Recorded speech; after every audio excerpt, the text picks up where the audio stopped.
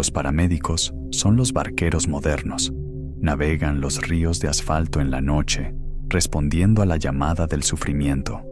Su vehículo, la ambulancia, es un espacio liminal, un purgatorio sobre ruedas, suspendido entre la vida y la muerte. ¿Cuántas almas han exhalado su último aliento en esa caja metálica y estéril? ¿Cuántas historias han terminado en el corto trayecto entre un hogar y un hospital? La mayoría de los paramédicos aprenden a desconectarse, a ver solo la biología, el trauma, el protocolo. Pero hay ecos que la ciencia no puede explicar. Hay manchas que el desinfectante no puede limpiar. Y hay ambulancias que recuerdan a sus pasajeros. Mónica era una de las mejores. Llevaba 10 años en el servicio y su rostro mostraba la calma cansada de alguien que lo ha visto todo. Trabajaba en el turno de noche con su compañero, Luis, un novato idealista que todavía creía que podía salvar a todo el mundo. Su vehículo era la Unidad 7, una ambulancia vieja, llena de abolladuras y con más de 500,000 de kilómetros. Tenía sus peculiaridades. La radio a veces emitía extraños zumbidos, la puerta lateral era difícil de cerrar. Los mecánicos decían que era el desgaste. Mónica sabía en un rincón supersticioso de su mente que rara vez admitía que la Unidad 7 era diferente. Tenía memoria. La superstición entre los veteranos era sutil. No hablaban de fantasmas, sino de improntas. Decían que las muertes particularmente traumáticas o emocionalmente cargadas podían dejar una especie de residuo psíquico en la ambulancia. Un olor que aparecía sin motivo, una bajada de temperatura repentina, la sensación de no estar solos. La mayoría eran atribuibles al estrés y al agotamiento, pero los rumores sobre la Unidad 7 eran más persistentes. Se decía que en ella había muerto una niña en un incendio, un hombre que se había quitado la vida, y la historia más famosa, una anciana llamada Elvira, que murió aferrada a un rosario mientras susurraba el nombre de su difunto esposo, Arturo.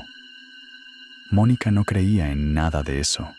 Eran historias para asustar a los novatos, pero no podía negar que a veces, en mitad de un traslado silencioso, sentía un frío inexplicable en la nuca, o que, en ocasiones, creía percibir un leve aroma a rosas, el perfume que decían que usaba Elvira.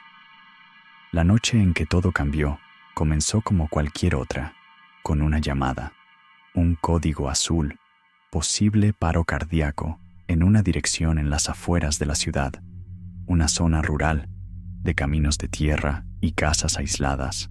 Mientras Luis conducía a toda velocidad, Mónica preparaba el equipo. La radio crepitaba. Entre los códigos del despachador, escuchó algo más, un susurro, una sola palabra. Frío. ¿Oíste eso?, preguntó a Luis.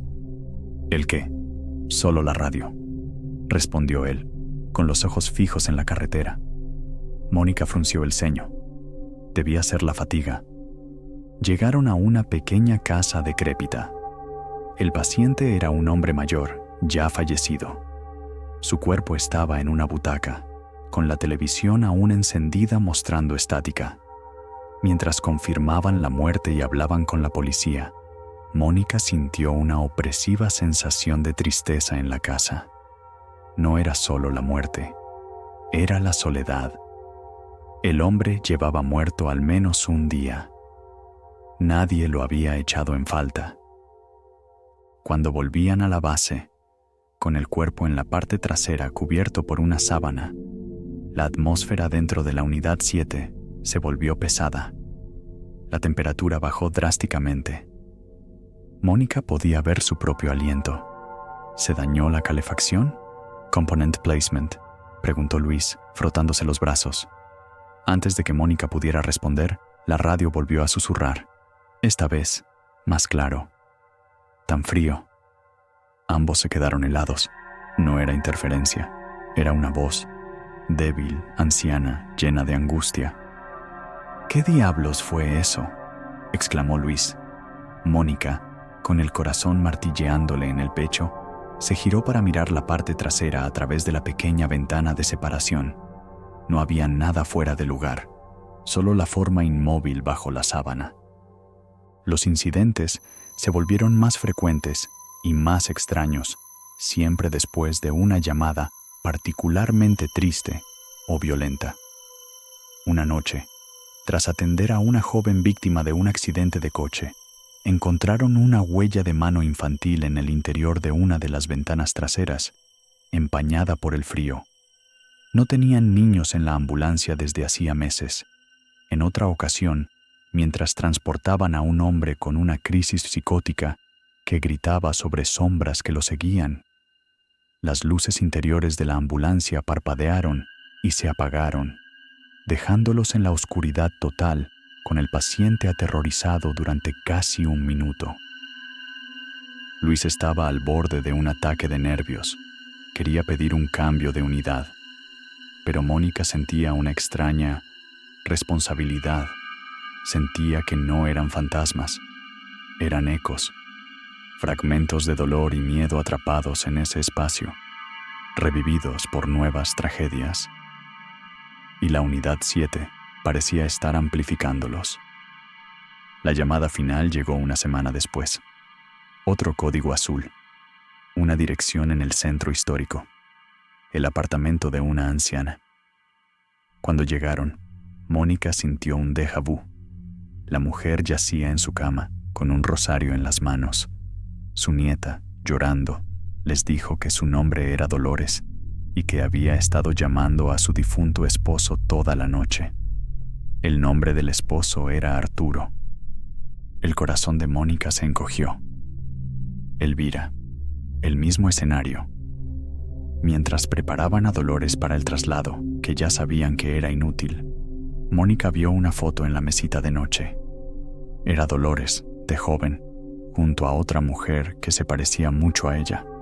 Eran hermanas, y la otra mujer era Elvira, la pasajera original de la unidad 7. El viaje al hospital fue la peor experiencia de la vida de Mónica.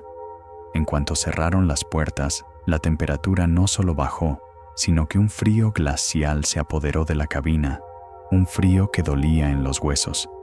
El olor a rosas era tan intenso que resultaba sofocante, y luego los susurros.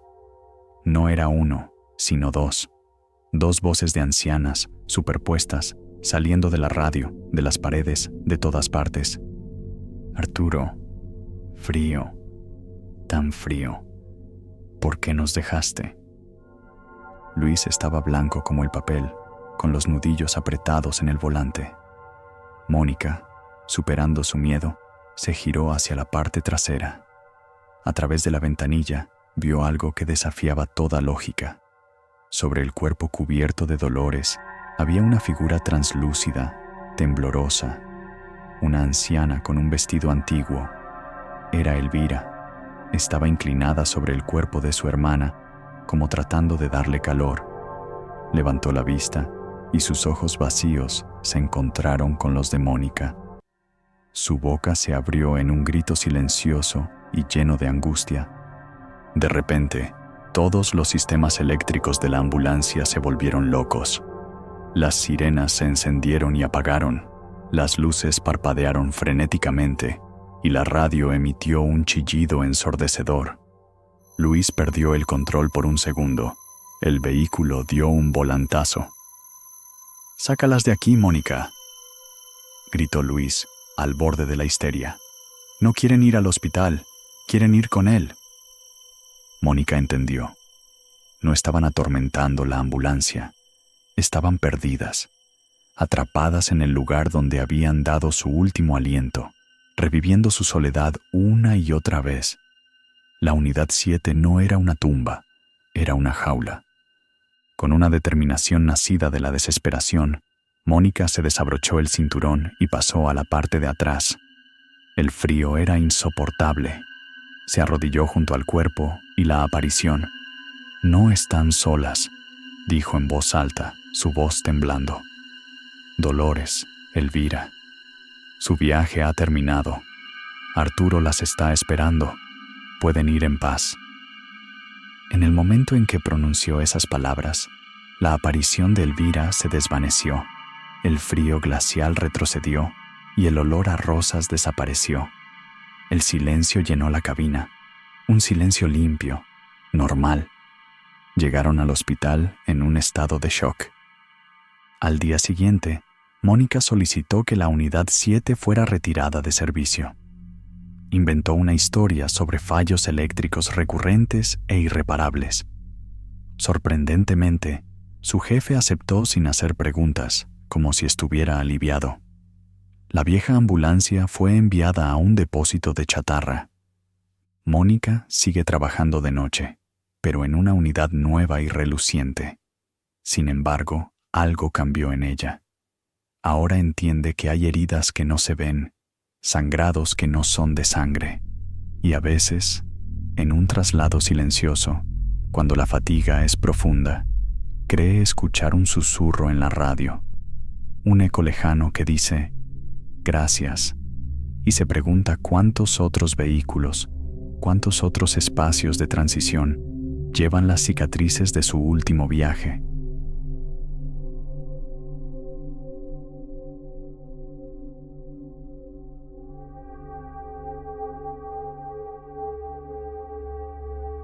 La soledad tiene muchas caras. Está la soledad de una ciudad dormida, la soledad de un edificio vacío, y luego está la soledad del desierto. Una soledad absoluta, primordial, un vasto océano de arena y estrellas donde la civilización es solo un recuerdo lejano. En medio de esta nada, en una pequeña estación de radioastronomía, trabajaba Elara. Y fue allí, escuchando los susurros del cosmos, donde se encontró con un silencio que gritaba. Elara era una científica brillante pero introvertida. Prefería la compañía de las estrellas a la de las personas. Por eso, el puesto de operadora nocturna en el observatorio del desierto de Atacama era un sueño hecho realidad. Su trabajo consistía en monitorear una serie de radiotelescopios, enormes platos metálicos que apuntaban al cielo como oídos gigantescos, escuchando las débiles señales de galaxias distantes y púlsares moribundos. La estación era un pequeño domo de concreto y metal, un punto de luz en cientos de kilómetros de oscuridad. Durante el día, un pequeño equipo de mantenimiento realizaba sus tareas, pero por la noche, Elara estaba completamente sola. Su única conexión con el mundo exterior era una línea telefónica satelital y el zumbido constante de sus equipos. Las noches eran mágicas. Salía a menudo del domo solo para mirar hacia arriba. Sin la contaminación lumínica de las ciudades, la Vía Láctea se extendía por el cielo como un río de diamantes. Se sentía pequeña, insignificante, pero también parte de algo infinitamente grande. Su trabajo era, en su mayor parte, una rutina. Calibrar los receptores, registrar los datos, asegurarse de que los telescopios siguieran sus trayectorias programadas. Escuchaba el universo a través de sus auriculares, el siseo del fondo de microondas, el pulso rítmico de una estrella de neutrones, el lejano murmullo de un cuásar. Eran los latidos del corazón del cosmos, y ella era su única médica de guardia. El incidente que lo cambió todo comenzó, como muchas cosas en la ciencia, como una anomalía en los datos. Fue una noche sin luna, con el viento del desierto silbando contra el domo. Elara estaba analizando un flujo de datos de una sección del cielo aparentemente vacía. De repente, una señal apareció en su monitor. No era como nada que hubiera visto antes. No era un pulso, ni un siseo. Era una frecuencia única, increíblemente estrecha y estable. Parecía artificial. Su corazón de científica se aceleró. Las señales naturales son caóticas, de banda ancha. Esta era precisa, definida. Comprobó sus equipos. Todo funcionaba a la perfección. La señal era real, provenía de un punto en la constelación de Lira, un punto donde no se conocía ninguna estrella, ninguna galaxia, nada. Durante horas, el ara rastreó la señal. Era constante, inquebrantable. Intentó buscar patrones, alguna forma de modulación que pudiera indicar inteligencia. No encontró nada.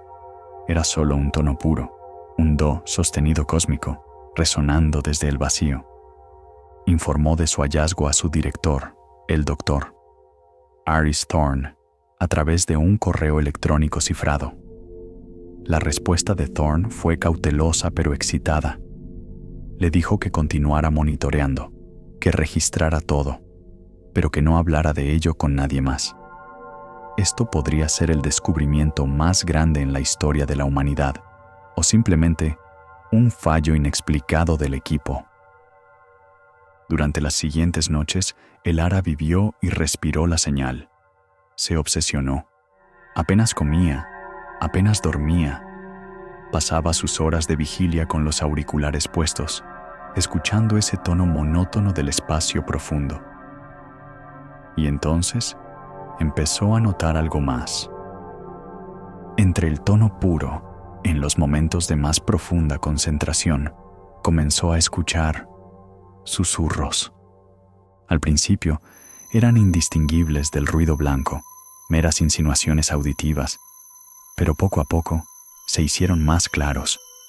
Eran voces, muchas voces, hablando una sobre la otra en un idioma que no podía entender.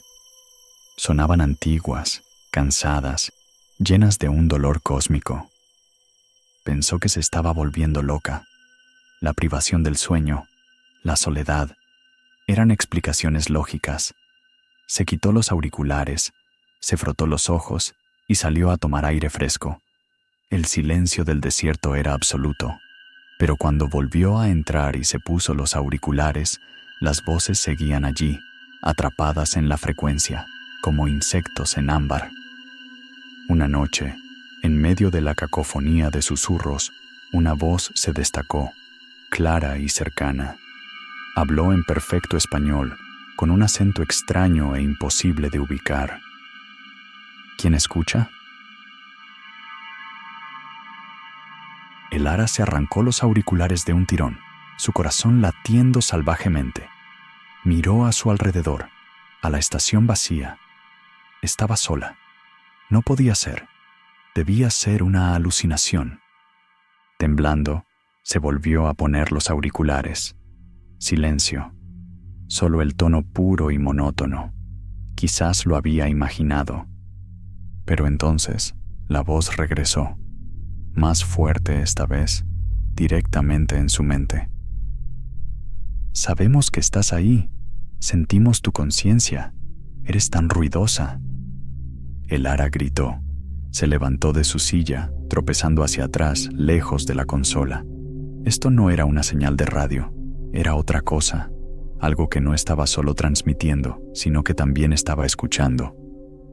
La voz continuó, resonando dentro de su cráneo, fría y desapasionada.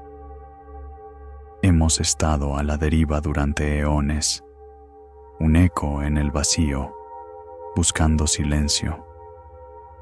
¿Quién eres? Zrenia, susurró el ara al aire vacío.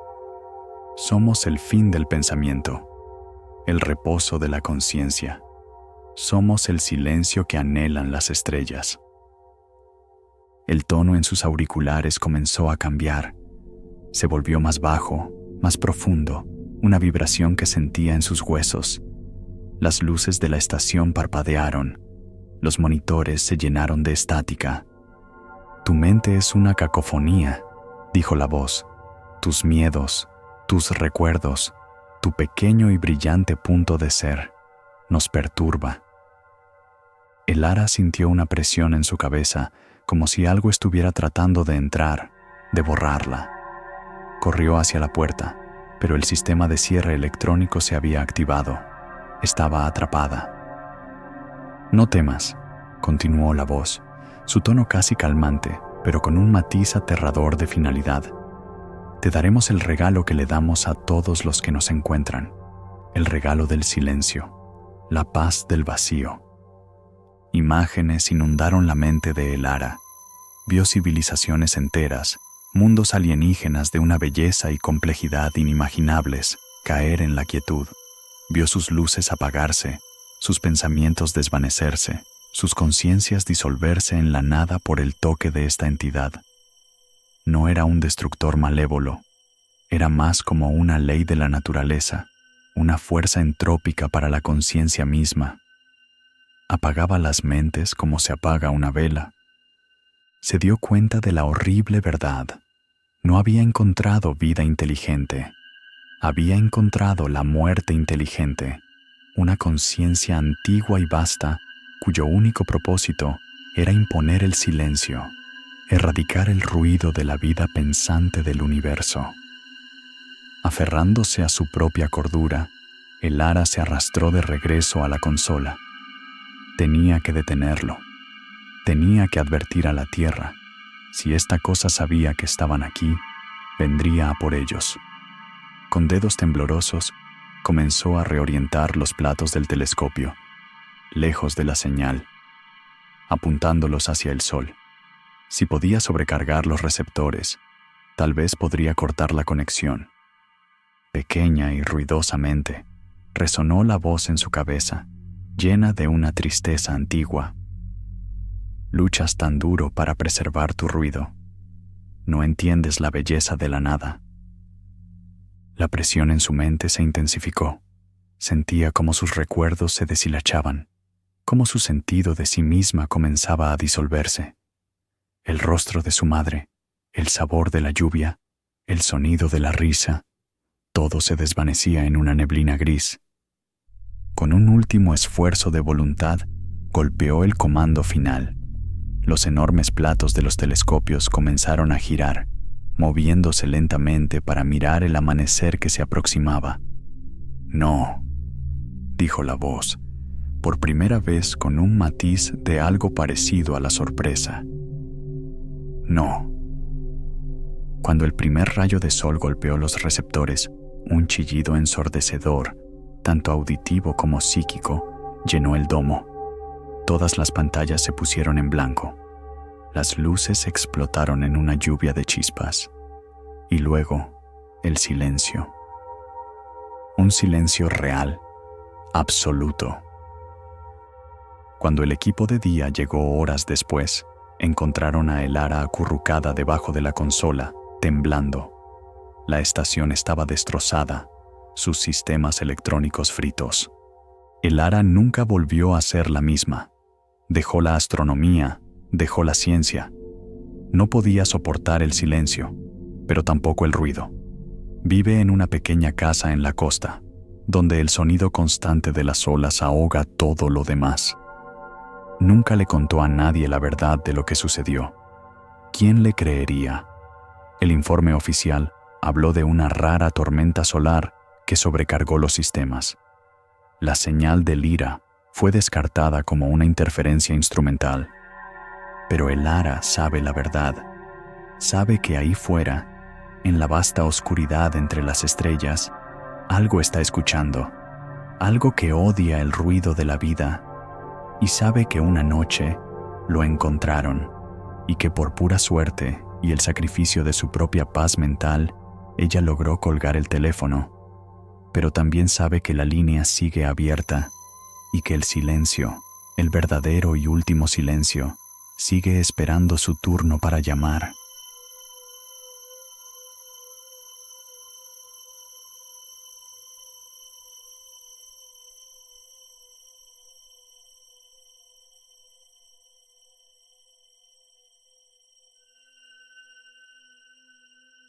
Hay un tipo de soledad que solo se conoce en las horas muertas de la noche.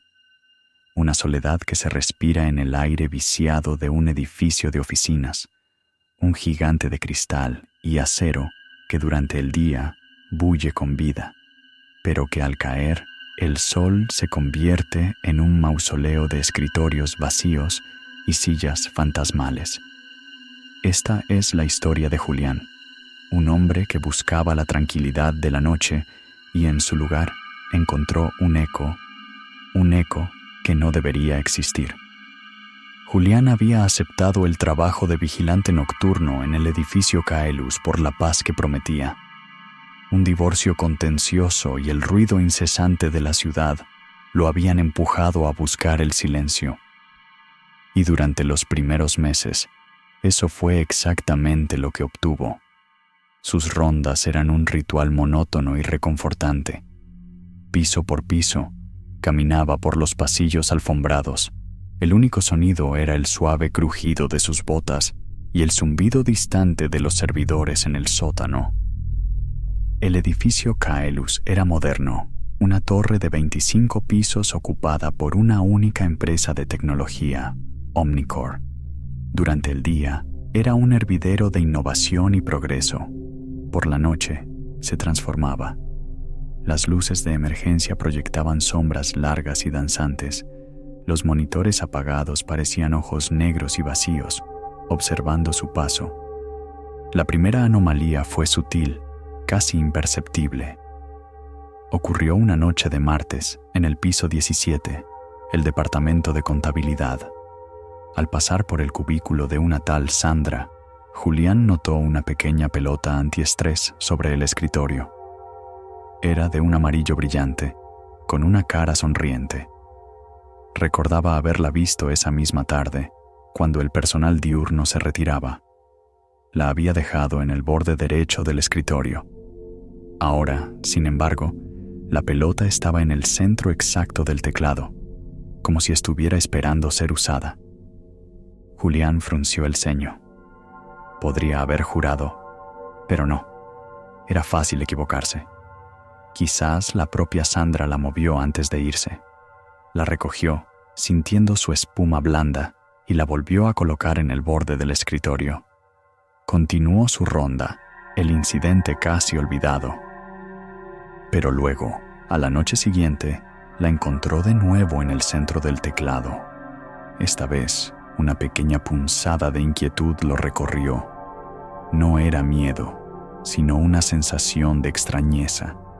Revisó los registros de acceso. Nadie había entrado ni salido del edificio desde su turno. Las cámaras de seguridad del piso 17 no mostraban a nadie. Eran solo él y el edificio silencioso. Decidió hacer un pequeño experimento. Tomó la pelota amarilla y la guardó en el cajón de su escritorio en el vestíbulo principal. Si aparecía de nuevo en el piso 17, entonces, bueno, no sabía qué significaría eso. La noche siguiente, el cajón estaba vacío. Con el corazón latiéndole un poco más rápido, subió al piso 17. Y allí estaba, en el cubículo de Sandra, en el centro exacto de su teclado, la pelota amarilla con su estúpida sonrisa pintada. El miedo comenzó a filtrarse en las grietas de su tranquilidad. No era un miedo abrumador, sino una corriente subterránea de pavor. Empezó a notar otras cosas. Un lápiz que aparecía misteriosamente en el suelo. Una silla de oficina girada para mirar hacia la puerta de su cubículo. Pequeños cambios, imposibles de probar, pero que colectivamente tejían una red de paranoia a su alrededor. Le contó a su supervisor, un hombre corpulento y pragmático llamado Morales. Morales se rió. Le dijo a Julián que estaba pasando demasiado tiempo solo, que la soledad le estaba jugando una mala pasada. Le sugirió tomarse unos días libres. Pero Julián sabía que no era su imaginación. Algo o alguien estaba en el edificio con él. El verdadero terror comenzó una semana después. Eran cerca de las 3 de la madrugada. Julián estaba en la sala de control, observando la monótona cuadrícula de las cámaras de seguridad. Había una para cada piso, mostrando los pasillos principales. Todo estaba quieto, como siempre. Se reclinó en su silla, permitiéndose relajarse por un momento. Fue entonces cuando lo vio. En el monitor del piso 22, el de desarrollo de software, una figura se movió. Julián se enderezó de golpe, sus ojos pegados a la pantalla. La imagen era granulada, en blanco y negro por la visión nocturna. Pero no había duda. Alguien estaba de pie al final del pasillo. La figura era alta y delgada, pero lo más extraño era su quietud. Estaba perfectamente inmóvil, como una estatua. Su protocolo era claro: llamar a la policía, pero una extraña curiosidad, mezclada con una dosis de terror paralizante, lo detuvo. ¿Quién era? ¿Cómo había entrado? Todas las puertas y ventanas estaban aseguradas. No había saltado ninguna alarma. Observó con la respiración contenida durante lo que parecieron horas. La figura no se movió. Julián cambió de cámara, recorriendo todas las vistas del piso 22. No había nadie más. Volvió al pasillo principal. La figura seguía allí. Armándose de valor y con su pesada linterna en una mano y el walkie-talkie en la otra, decidió subir. Tenía que saberlo. Tenía que enfrentarlo. El viaje en ascensor fue el más largo de su vida. Cada número que se iluminaba en el panel aumentaba la presión en su pecho. El suave ding cuando el ascensor llegó al piso 22 sonó como un disparo en el silencio. Las puertas se abrieron con un siseo. El pasillo estaba oscuro, salvo por la luz verdosa de las señales de salida de emergencia. Estaba vacío. Julián salió con cautela, barriendo el haz de su linterna de un lado a otro. El aire era frío, más frío que en el resto del edificio. Caminó lentamente por el pasillo, sus pasos resonando de forma antinatural. Llegó al lugar donde había visto la figura en la cámara. No había nada, solo el reflejo de su propia luz en las puertas de cristal de las oficinas. Regresó a la sala de control, confundido y asustado. Pensó que tal vez Morales tenía razón, que la soledad finalmente lo había quebrado. Pero al sentarse, miró el monitor del piso 22 de nuevo. Y la figura estaba allí, en el mismo lugar. Pero ahora parecía estar mirando directamente a la cámara. Un escalofrío helado le recorrió la espalda. No era una alucinación, era real, y estaba jugando con él. Durante las siguientes noches, el juego se intensificó. La figura aparecía en diferentes pisos, siempre inmóvil, siempre observando a través de las cámaras. A veces, Julián subía a investigar, pero el lugar siempre estaba vacío. Era un fantasma en la máquina, una presencia que solo existía en el circuito cerrado de televisión. Hasta que una noche, las reglas del juego cambiaron. Julián estaba haciendo su ronda en el piso 12. El miedo se había convertido en su compañero constante, una sombra que lo seguía por los pasillos silenciosos. Al pasar por una sala de conferencias, vio algo que le heló la sangre. Dentro de la sala, sentado a la larga mesa de caoba, había un hombre. Llevaba el mismo uniforme de seguridad que Julián. Su espalda estaba vuelta hacia la puerta de cristal, pero Julián podía ver su reflejo en la ventana oscura que daba a la ciudad nocturna. El hombre del reflejo era él. Era su propio rostro, pero demacrado, con ojeras oscuras y una expresión de infinita tristeza. Julián se quedó paralizado, con la mano en el pomo de la puerta. Su corazón martilleaba contra sus costillas como un pájaro atrapado. ¿Quién era ese? ¿Un impostor? Lentamente, el hombre en la sala de conferencias comenzó a girar la cabeza. Julián no quería ver su rostro directamente. Un instinto primordial le gritaba que corriera, que no mirara, pero no podía moverse. El rostro que lo miró desde el otro lado del cristal no era el suyo. Era una parodia grotesca. Tenía sus rasgos, sí, pero estaban torcidos en una sonrisa demasiado ancha, inhumana. Sus ojos eran pozos negros, vacíos de cualquier luz o emoción. Julián gritó, un sonido ahogado que murió en su garganta. Se tambaleó hacia atrás, tropezando con sus propios pies, y corrió. Corrió como nunca antes había corrido, bajando por las escaleras de emergencia, saltando escalones de 2 en 2, sin atreverse a mirar atrás. No se detuvo hasta que estuvo en la calle, bajo la luz anaranjada de las farolas, jadeando, con el aire frío de la noche quemándole los pulmones. Nunca volvió a entrar al edificio Caelus. Llamó a Morales desde una cabina telefónica, le dijo que renunciaba, que no podía explicar por qué. Años después, Julián a veces pasa por delante del edificio Caelus. Durante el día, parece normal, un lugar de trabajo como cualquier otro. Pero por la noche, cuando las luces interiores se apagan y solo quedan las de emergencia, mira hacia las ventanas oscuras del piso 12 y a veces, solo a veces, le parece ver una figura en uniforme de seguridad, observándolo desde la oscuridad, con una sonrisa demasiado ancha en su rostro. Se pregunta si esa cosa sigue allí, esperando al próximo vigilante nocturno, lista para mostrarle el verdadero significado de la soledad.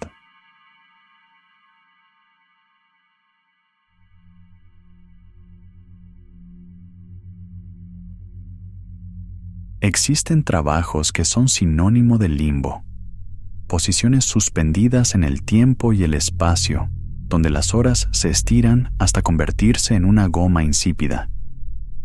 El operador de una cabina de peaje en una autopista secundaria y olvidada es, quizás, el arquetipo perfecto de esta existencia. Una pequeña caja de cristal y metal plantada en medio de la nada, observando el monótono desfile de faros que aparecen y desaparecen en la noche. Cada coche es una historia de 1 minuto, una mano anónima que entrega dinero, una breve mirada a un rostro extraño y luego la nada de nuevo. Pero, ¿qué pasa cuando la carretera que vigilas es más antigua de lo que crees?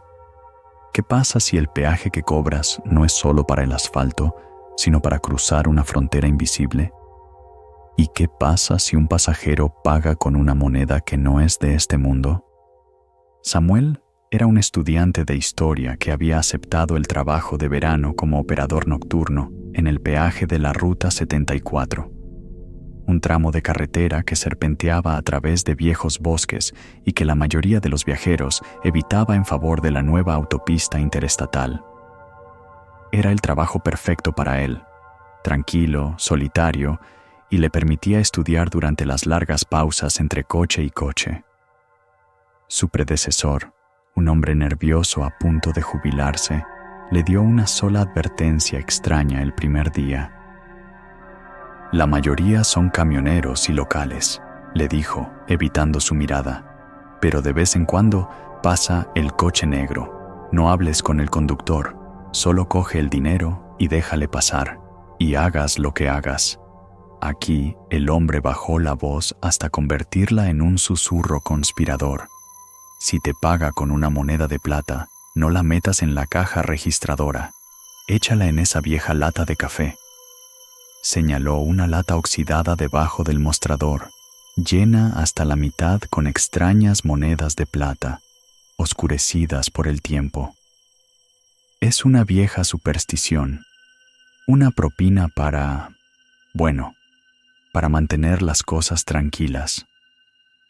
Samuel, por supuesto, lo atribuyó a la demencia senil de un hombre que había pasado demasiado tiempo solo. Las primeras noches transcurrieron con una normalidad aplastante.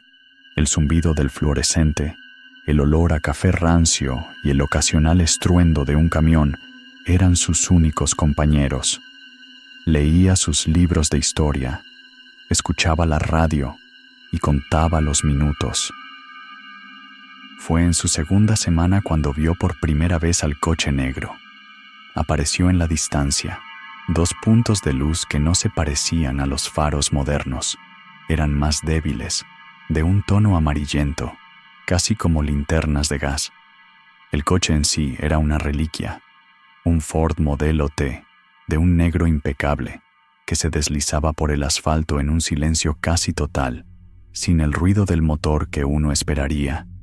Se detuvo frente a su cabina. El conductor era una silueta. Llevaba un sombrero de ala ancha que ocultaba su rostro en la sombra. Samuel no podía distinguir ningún rasgo, solo la oscuridad bajo el sombrero. Una mano enguantada de cuero negro salió por la ventanilla. No le tendió un billete, sino una moneda. Era de plata, pesada y fría al tacto. En una cara no había el rostro de ningún presidente o figura histórica, sino el grabado de un barco de remos en un río. En la otra, una balanza. Recordando la extraña advertencia del viejo, Samuel sintió un cosquilleo de curiosidad. En lugar de discutir, simplemente tomó la moneda. La barrera se levantó y el coche negro se deslizó hacia la noche, tan silenciosamente como había llegado. Después de que se fuera, Samuel miró la moneda.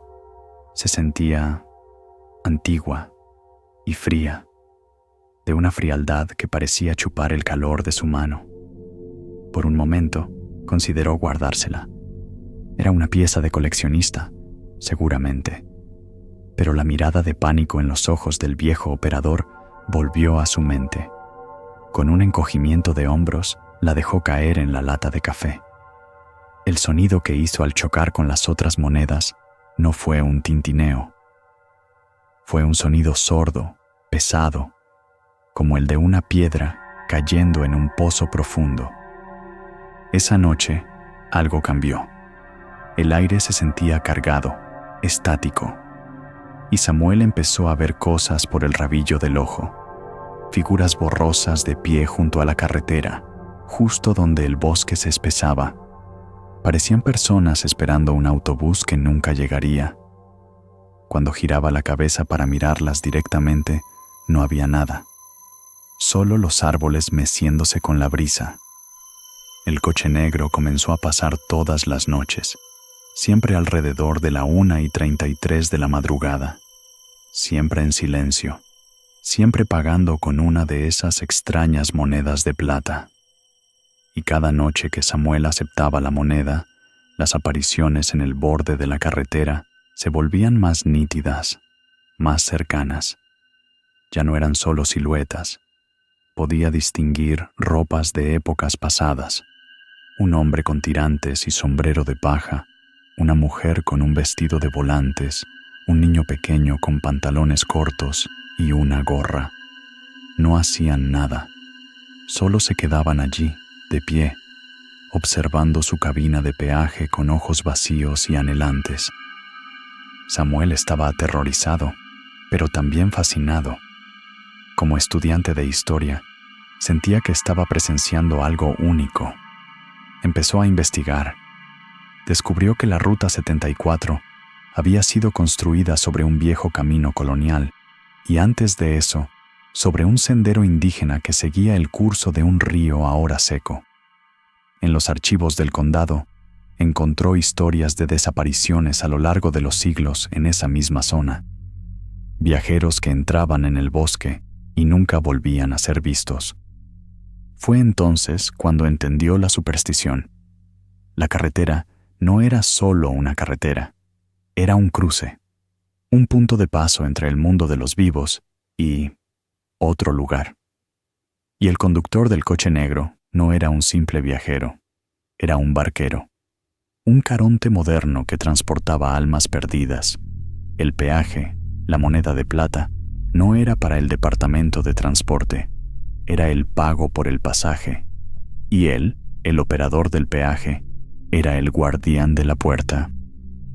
Al aceptar la moneda y echarla en la lata, estaba completando la transacción, permitiendo que las almas cruzaran. Las figuras que veía eran las que esperaban su turno. Esta revelación no lo tranquilizó, al contrario, lo llenó de un pavor existencial. ¿Qué pasaría si se negaba a aceptar la moneda? ¿Qué pasaría si la metía en la caja registradora normal? La noche siguiente, decidió probarlo. Cuando el coche negro llegó y la mano enguantada le tendió la moneda, Samuel la tomó y, con el corazón en un puño, en lugar de echarla en la lata, abrió la caja registradora. En el instante en que la moneda de plata tocó el plástico del cajón, todas las luces de la cabina de peaje se apagaron. El motor del coche, hasta ahora silencioso, emitió un gemido gutural como el de un animal herido. Y por primera vez, el conductor se movió. La cabeza bajo el sombrero se giró lentamente hacia él. Samuel no vio un rostro. Solo vio 2 puntos de luz roja brillante en la oscuridad, 2 brasas de odio puro. La mano enguantada se retiró y la puerta del coche se abrió con un chirrido. Desde el bosque, un coro de susurros se levantó. Las figuras que había estado viendo en la distancia ahora estaban en el borde mismo de la carretera, a solo unos metros de su cabina. Y ya no estaban quietas. Se movían hacia él con pasos lentos y arrastrados, sus ojos vacíos fijos en la moneda que brillaba en la caja registradora abierta. Nuestra. Zrenia, susurraron al unísono. Paga. El pánico se apoderó de Samuel. Sacó la moneda de la caja, su piel ardiendo al tocarla, y la arrojó con todas sus fuerzas hacia la lata de café. En el momento en que la moneda aterrizó en la lata con su característico sonido sordo, las luces volvieron, el gemido del motor cesó y la puerta del coche negro se cerró. Las figuras en la carretera se habían desvanecido. El coche aceleró, desapareciendo en la noche. Samuel no terminó su turno. Abandonó la cabina, se subió a su coche y condujo sin parar hasta que el sol salió, jurando no volver jamás. Dejó el trabajo, cambió de carrera y trató de olvidar. Pero nadie que haya sido guardián de una puerta así puede olvidarlo del todo. Samuel ahora es profesor de historia en una universidad lejana, y a veces, cuando un alumno le paga una fotocopia o un libro con monedas, sus manos tiemblan.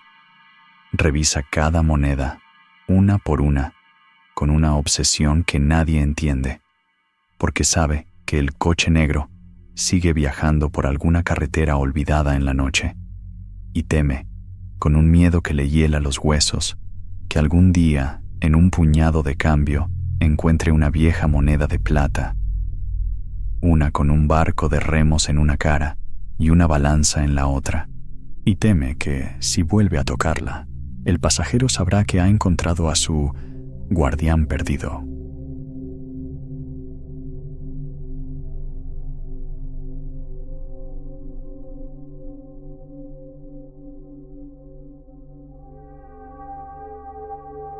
Ricardo era un hombre que buscaba la soledad, un ingeniero de mantenimiento que había aceptado un contrato de 6 meses en el parque eólico El Espinazo del Diablo, un nombre que los locales usaban mucho antes de que se instalaran las turbinas.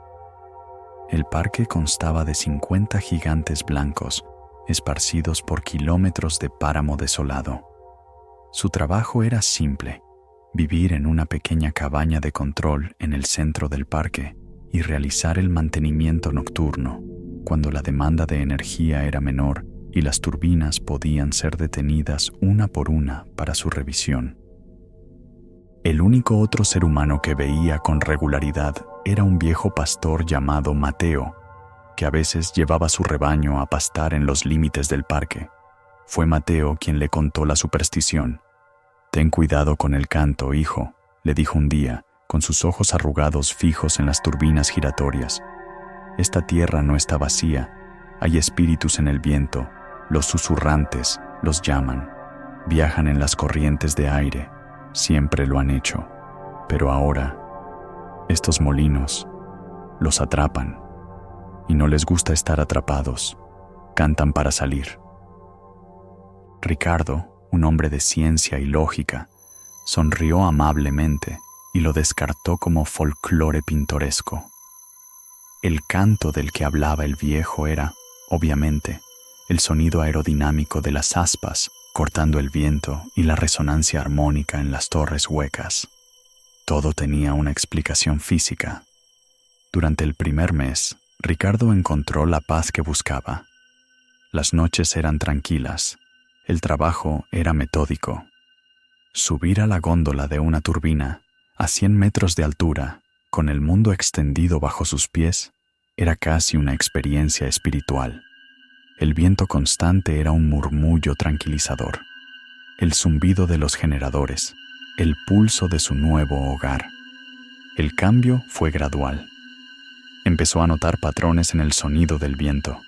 A veces, el murmullo constante parecía modularse, casi como si formara palabras en un idioma desconocido.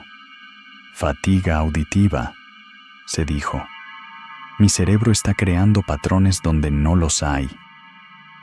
Luego, las luces de balizaje en la parte superior de las turbinas, las luces rojas que parpadeaban al unísono para advertir a los aviones, comenzaron a desincronizarse. Una noche, vio desde su cabaña cómo las luces de la fila norte parpadeaban en una secuencia extraña, arrítmica. Parecía un código, un mensaje desesperado en la oscuridad. Consultó el sistema. No había ningún fallo registrado. Una noche, mientras realizaba el mantenimiento en la turbina 23, en el extremo más alejado del parque, ocurrió el primer incidente verdaderamente inexplicable. Estaba dentro de la góndola, con la turbina detenida, realizando diagnósticos en el ordenador. De repente, la estructura entera vibró violentamente, como si algo masivo la hubiera golpeado. Un sonido metálico y profundo resonó a su alrededor. Se asomó por la escotilla, esperando ver un pájaro grande o algún desprendimiento. No había nada, solo el páramo silencioso y las otras turbinas girando a lo lejos. Cuando volvió al ordenador, vio una nueva línea en el registro de diagnóstico que no estaba allí antes. No era un código de error. Eran solo 6 palabras en español, escritas en una fuente simple de sistema. Deja que el viento nos lleve. Ricardo sintió un escalofrío que no tenía nada que ver con la temperatura. Borró la línea, pensando que era una broma de mal gusto de algún hacker o un técnico anterior. Pero la sensación de ser observado, incluso en la cima de esa torre solitaria, se volvió insoportable. Los susurrantes, como los llamaba el viejo Mateo, se volvieron más audaces. Ricardo empezó a escuchar voces claras en el zumbido de los generadores. Eran múltiples susurros superpuestos, quejumbrosos, suplicantes. Frío, atrapados. Gira, gira, déjanos salir.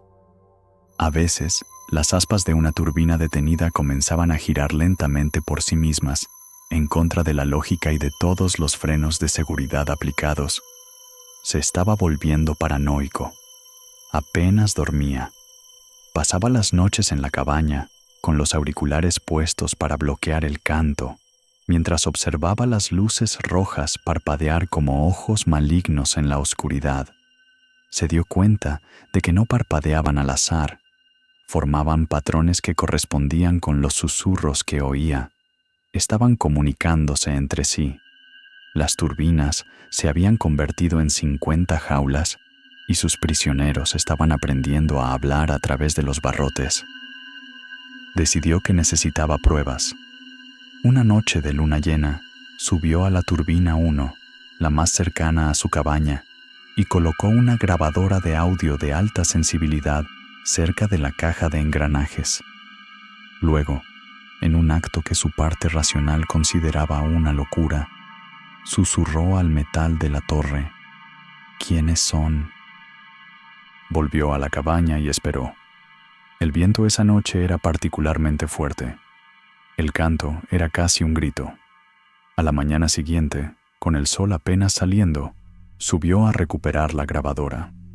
El aparato estaba helado al tacto, a pesar de la temperatura ambiente. De vuelta en la seguridad de su cabina, conectó la grabadora a su ordenador y reprodujo el archivo. Al principio, solo se oía el zumbido mecánico y el ulular del viento. Subió el volumen Y entonces lo escuchó. Debajo del ruido industrial había algo más, una cacofonía de susurros, claros como el cristal. Somos los que no tenemos nombre. Somos el aliento del páramo. Somos el polvo de estrellas y la memoria de la roca. Nos has atrapado, hombre pequeño. Tus jaulas de viento nos desgarran. Libéranos, o te unirás a nuestro canto. Y entonces, la grabación reprodujo su propia voz, preguntando, ¿quiénes son? Pero después de su pregunta, se escuchó una respuesta directa, una voz diferente a las demás, una que sonaba antigua, poderosa y terriblemente cerca del micrófono. Somos tus nuevos vecinos, y no nos gusta el ruido que haces al respirar. El terror puro y absoluto finalmente rompió su fachada de lógica. Eso no era folclore, era real. Las entidades que viajaban en el viento, los espíritus elementales que Mateo describía, habían sido capturados y fragmentados por la tecnología humana y se estaban volviendo locos. Esa noche, Ricardo planeaba su huida. Empacó una pequeña maleta, listo para abandonar el trabajo, el contrato y todo lo demás. Solo tenía que esperar al amanecer.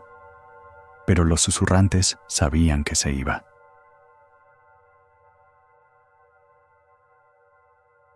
Alrededor de las 3 de la mañana, todo el parque eólico se detuvo.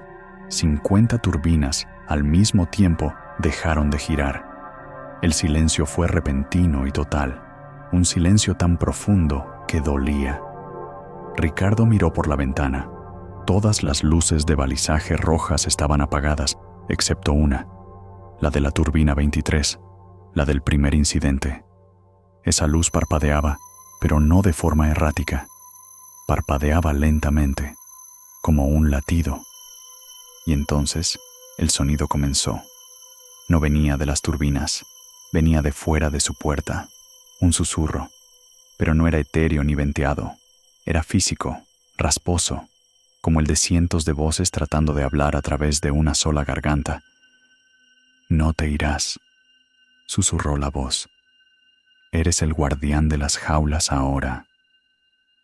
Ricardo se pegó a la pared, mirando la puerta de acero de la cabaña. Vio cómo el metal comenzaba a abollarse hacia adentro, como si una presión inmensa se aplicara desde el exterior. Un pequeño punto en el centro de la puerta se hundió, luego otro y otro, formando lentamente la silueta de una cara humana gritando. No esperó más. Rompió la ventana trasera y corrió hacia la oscuridad. No corrió hacia la carretera, corrió hacia el páramo, lejos de los gigantes de acero. Detrás de él, escuchó cómo las 50 turbinas comenzaban a girar de nuevo, más y más rápido, produciendo un aullido ensordecedor, un grito de furia liberada que parecía desgarrar el propio cielo. Nadie sabe qué fue de Ricardo. Su coche seguía allí, sus cosas en la cabaña. La empresa dijo que simplemente abandonó el trabajo. Pero el viejo Mateo, el pastor, cuenta una historia diferente. Dice que a veces, en las noches más ventosas, si te acercas lo suficiente al espinazo del diablo, puedes escuchar un nuevo susurro mezclado con el canto de las turbinas. Una voz humana, llena de pánico y dolor, que repite una y otra vez la misma frase: dejad que el viento me lleve.